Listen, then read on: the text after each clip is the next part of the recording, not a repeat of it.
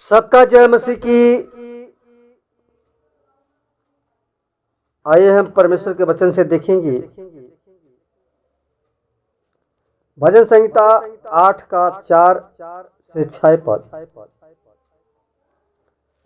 लिखा है, तो मनुष्य क्या है कि तू उसको स्मरण करता है, और मनुष्य का पुत्र क्या है कि उसकी चिंता करता है।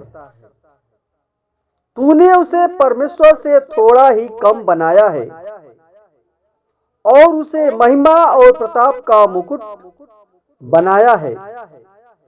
तूने अपने हाथ के कार्यों के ऊपर उसे अधिकार दिया है।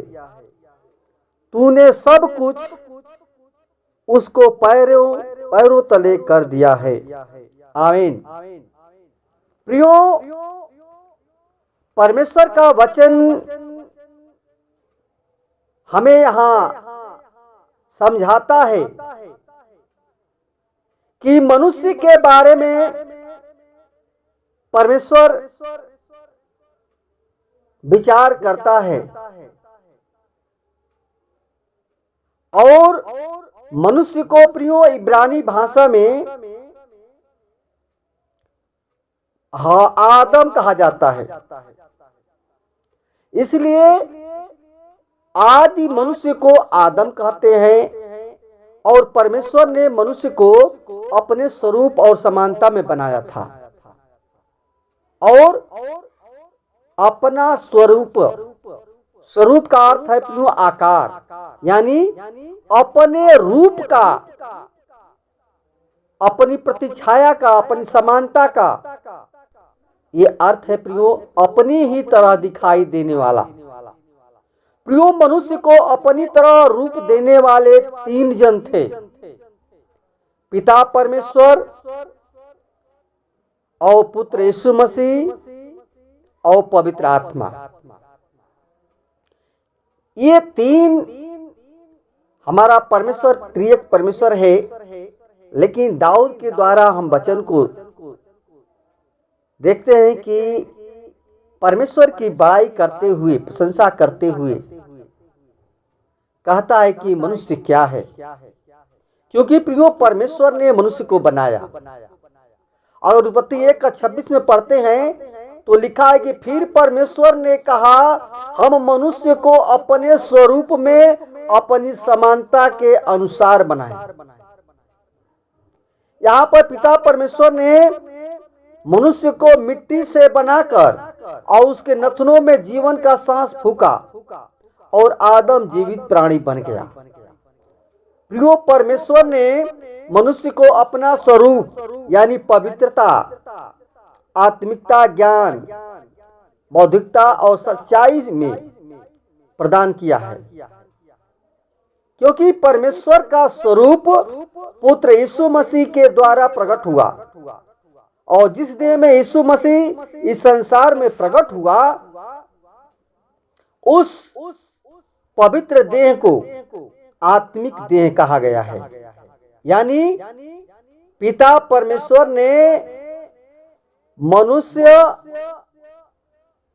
आत्मा, प्राण, देह, ये तीनों चीज को प्रदान करके अपने स्वरूप और समानता में रचा था, लेकिन और वैसा ही बनाया था। लेकिन मनुष्य ने पाप करके अपने इस स्वरूप और समानता को बिगाड़ दिया और परमेश्वर के मनुष्य के समान हड्डी और मांस और लहू नहीं होता है। प्रिय, परमेश्वर का मनुष्य के समान हड्डी और मांस और लहू नहीं होता है। इसलिए उसने स्वयं यीशु मसीह के द्वारा मानव रूप धारण करके और उसके पाप से बचाने और उसी पवित्र, सत्य, धार्मिक और आत्मिक स्वरूप को प्रदान करने के लिए संसार में आना स्वीकार किया। प्रिय भाई बहनों, प्रभु यीशु मसीह मनुष्यों की इच्छा शक्ति से पैदा नहीं बल्कि पवित्र आत्मा के सामर्थ्य से पवित्र और आत्मिक पैदा हुआ था। प्रिय भाई बहनों, परमेश्वर चाहता है कि हर एक मनुष्य वही रूप धारण कर ले। कौन रूप धारण? जो प्रभु यीशु मसीह का रूप था, जो प्रभु यीशु मसीह का है। और मनुष्य भी नए सिरे यानी पवित्र आत्मा से जन्म पाए। और परमेश्वर ने मनुष्य को बुद्धि, विवेक, इच्छा शक्ति और जानवरों को नहीं प्रदान की। इसलिए परमेश्वर ने उसे अपने हाथ के कार्यों के ऊपर उसे अधिकार दिया और सब कुछ उसके पैरों के तले कर दिया। यानी उसको अधिकार के साथ बुद्धि, ज्ञान और समझ प्रदान करके वह परमेश्वर के महान भेदों को समझ सके।